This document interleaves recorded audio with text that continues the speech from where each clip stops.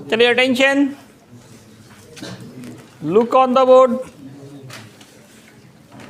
दोस्तों आप सबका एक बार फिर से एलएससी फिजिक्स क्लास में वेलकम है, स्वागत है। आज एक लॉन्ग क्वेश्चन है semi conductor and it's devices से। टॉपिक का नाम है ट्रांजिस्टर एज ऑसिलेटर। दोस्तों ऑसिलेटर होता क्या है? पहला सवाल ये उठता है, व्हाट इज ऑसिलेटर? ऑसिलेटर एक डिवाइस होता है जो डीसी को एसी में बदलता है। रेक्टिफायर क्या करता था? एसी को डीसी में। ये उसका जस्ट उल्टा काम कर रहा है। Which convert a device which convert DC into AC. ये थोड़ा है ना बड़ा काम है। एसी को डीसी में बदलना है तो रेक्टिफायर का यूज़ करते हैं, और रेक्टिफायर आपको सस्ते में मिल जाता है ना, 100 रुपये, 60 रुपये, 200 रुपये में भी मिल जाता है। आपका मोबाइल चार्जर क्या है? रेक्टिफायर। कितने मिल जाता है? 150 में मिल जाता है, 200। लेकिन आपका इन्वर्टर वो जो डीसी को एसी में बदलता है वो खरीद रहा हो तो 6000 में खरीदना पड़ेगा, 5000 में खरीदना पड़ेगा। इसका मतलब चल रहा है कि डीसी को एसी में बदलना ये थोड़ा मुश्किल काम है। ये मुश्किल काम भी ट्रांजिस्टर आसानी से करता है। तो व्हाट इज ऑसिलेटर? ये एक इम्पॉर्टेंट ऑब्जेक्टिव हो सकता है। Which convert direct current into alternating current. जो डीसी को एसी में बदले, डीसी को, वो क्या कहलाता है? ऑसिलेटर। तो ये काम कौन कर सकता है? ट्रांजिस्टर। कैसे करेगा? तो इसके लिए आपको पहले फिगर पे आना होगा।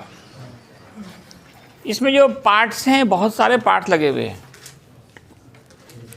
एक तो ट्रांजिस्टर चाहिए, दूसरा 2 ठो कॉइल चाहिए, तीसरा एक वेरिएबल कंडेंसर चाहिए, सेल्स चाहिए, स्विच चाहिए, वायर चाहिए। यहाँ पे हम लोग कॉमन इमीटर ट्रांजिस्टर ले रहे हैं। कॉमन इमीटर ट्रांजिस्टर किसको कहते हैं? जिसमें इमीटर दोनों से जुड़ा हो, बेस से भी और कलेक्टर से भी। कॉमन इमीटर, इमीटर कॉमन हो दोनों में, बेस से भी कनेक्ट हो। और जैसा कि आपको इस फिगर में दिखाया जा रहा है, आप जानते हैं it is the symbol of transistor. Transistor का सिंबल कैसे बनाते हैं? एक सर्कल में 3 लाइन, एक वर्टिकल, 2 इंक्लाइंड। अब ये जो इंक्लाइन लाइन है, ये वर्टिकल लाइन है जो दोनों को जोड़ रहा है, ये दोनों लाइन को जोड़ रहा है, वो बेस कहलाता है। क्या कहलाता है दोस्तों? बेस। क्या कहलाता है? बेस। ये जो कलेक्टर है,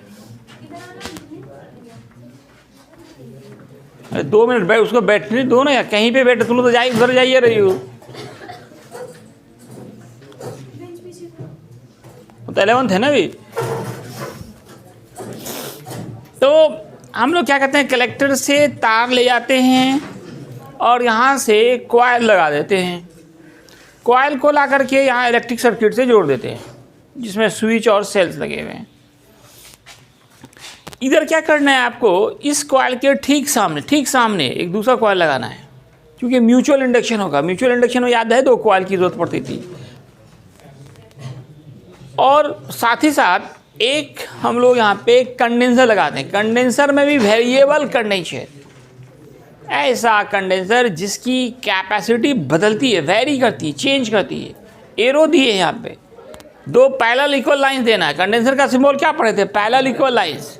उसमें क्या लगा देना? एरो। बाकी इधर स्विच लगा दिए, सेल लगा दिए।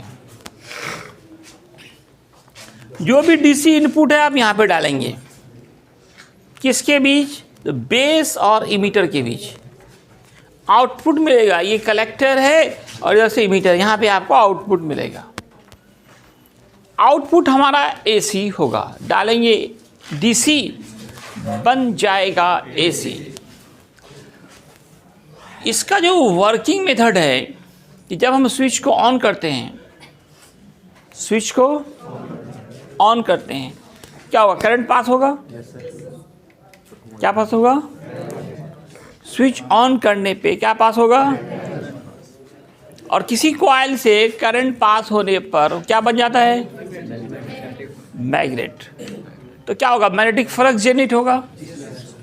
मैग्नेटिक, हम कह सकते हैं मैग्नेटिक फ्लक्स में परिवर्तन हो रहा है, बढ़ रहा है मैग्नेटिक फ्लक्स। करंट हुआ तो मैग्नेटिक फ्लक्स बढ़ना शुरू हुआ, प्रोड्यूस हुआ, तो जीरो से आगे की तरफ बढ़ रहा है। और आप भी जानते हो कि जब मैग्नेटिक फ्लक्स में परिवर्तन होता है तो किसी कॉइल में ईएमएफ इंड्यूस होता है। इलेक्ट्रोमैग्नेटिक इंडक्शन में पढ़ा था। इलेक्ट्रोमैग्नेटिक इंडक्शन में क्या पढ़ा था? जब मैग्नेटिक फ्लक्स चेंज होगा, Faraday's law of electromagnetic induction में है कि जब किसी कॉइल के मैग्नेटिक फ्लक्स में चेंजिंग आएगा तो करंट प्रोड्यूस होगा, ईएमएफ प्रोड्यूस होगा। क्या प्रोड्यूस होगा? ईएमएफ। तो जिससे क्या होगा? करंट बढ़ेगा, करंट बढ़ना शुरू करेगा और ये जीरो से मैक्सिमम चला जाएगा। जीरो से करंट बढ़कर जीरो से कहाँ गया? मैक्सिमम। जीरो से मैक्सिमम। यहाँ पे पहले ज़ीरो था, स्विच ऑन किया, करंट धीरे धीरे बढ़ा, मैक्सिमम गया। एक गेंद को फेंकिए नीचे से ऊपर तो क्या जाती है? मैक्सिमम हाइट पे जाती है और फिर वहाँ से वो नीचे आती है। तो जब ये मैक्सिमम पे चला जाएगा तो कहेंगे कि मैग्नेटिक फ्लक्स में परिवर्तन बंद हो जाएगा, जिससे करंट घटना शुरू करेगा और ये फिर ज़ीरो हो जाएगा। जब ये ज़ीरो हो जाता है तो उस कंडीशंस में यहाँ पे कंडेंसर लगा दिया है। अब ये कंडेंसर अपोजिट डायरेक्शन में करंट देगा, जिससे अपोजिट डायरेक्शन में करंट पुनः बढ़ना शुरू होगा। तो इस तरह से क्या देख रहे हैं? मान भी बदल रहा है और दिशा भी बदल रहा है। तो जिस करंट का मान और दिशा, मैग्नीट्यूड और डायरेक्शन दोनों चेंज होता है, उसी को कहते हैं एसी। इनपुट डालने डीसी और आउटपुट मिल रहा है एसी। क्या मिल रहा है? ये क्या किया? डीसी को एसी में कन्वर्ट किया। मतलब ये किसका काम किया? ऑसिलेटर का। तो ट्रांजिस्टर ऑसिलेटर जैसा बिहेव करता है, कार्य करता है, ये सिद्ध हो गया। यही बातें यहाँ पे लिखी भी है कि when DC input is applied between emitter and collector, then on the switch and then can passes through coils, and coils behave as magnet, and magnetic flux changes. Due to changes in magnetic flux, EMF is induced and current start to increase and becomes maximum. At maximum current condition, change in flux is stopped and current start to decrease and become zero.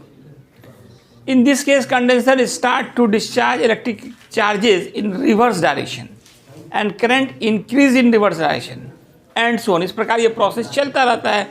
10 ACs, और इस प्रकार हम लोगों ने AC प्राप्त किया जिसकी frequency होती है n बराबर 1/2 पाई और फिर 1/√LC। ये फार्मूला AC में आपको पढ़ाया गया था रेजोनेंस फ्रीक्वेंसी में।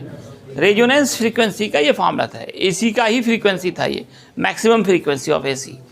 n बराबर 1/2 पाई 1/√LC। L क्या था? कॉइल का इंडक्टेंस, और C क्या था? C था कैपेसिटी ऑफ कंडेंसर। क्या? Capacitance of condenser. ठीक है, एक बार फिर से देखिए। सबसे पहले हम लोग क्या बनाएंगे? ट्रांजिस्टर बनाएंगे। क्या बनाएंगे? ट्रांजिस्टर कैसे बनाएंगे? सर्कल बना लेंगे, एक वर्टिकल लाइन, 2 इंक्लाइन लाइन। सबसे पहले ये गोल बना लिया, एक सीधा लाइन खड़ा किया, 2 लाइन यहाँ से ले ली, यहीं से शुरू किया, एक ऊपर एक नीचे। ठीक, अब यहाँ से एक तार खींचा, इसे कॉइल लगा दिया। कॉइल को लाके इस फिर यहाँ से इमीटर से निकाल के यहाँ सेल लगा दिया, स्विच लगा दिया, डीसी सोर्स के लिए जगह छोड़ दिया। एक कंडेंसर को इस कॉइल के पैरेलल में जोड़ा। अब ये जो कलेक्टर है यहाँ से इस तार को लाया, इसके ठीक सामने बनाना है फिगर, इसके ठीक सामने होना चाहिए दोनों कॉइल, और फिर ला करके इसको हम लोग स्विच और सेल से जोड़ दिया। यही तो फिगर है। ठीक है, कोई दिक्कत? ये फिर से बना रहे हैं, एक सर्कल खींच लिए, शुरुआत कर रहे हैं हम फिर से। एक क्या खींचे? एक सर्कल, एक सीधा लाइन, 2 लाइन इधर खींच दिया, इसको ले गए यहाँ से, कॉइल लगा दिया। यहाँ पे थोड़ा सा खाली जगह छोड़ा, डीसी इनपुट यहाँ पे जोड़ेंगे। अब यहाँ स्विच लगा दिया, सेल लगा दी, इस तार को यहाँ से जोड़ दिया। कलेक्टर से तार खींच के ले गए, कॉइल पे ले गए, कॉइल से लाकर स्विच पे लगाया, फिर यहाँ पे सेल लगा दिया, हो गया फिगर। ठीक है, प्रैक्टिस कीजिए, वीडियो देखिए, अगर एक बार समझ में नहीं आया तो दोबारा देखिए। धन्यवाद।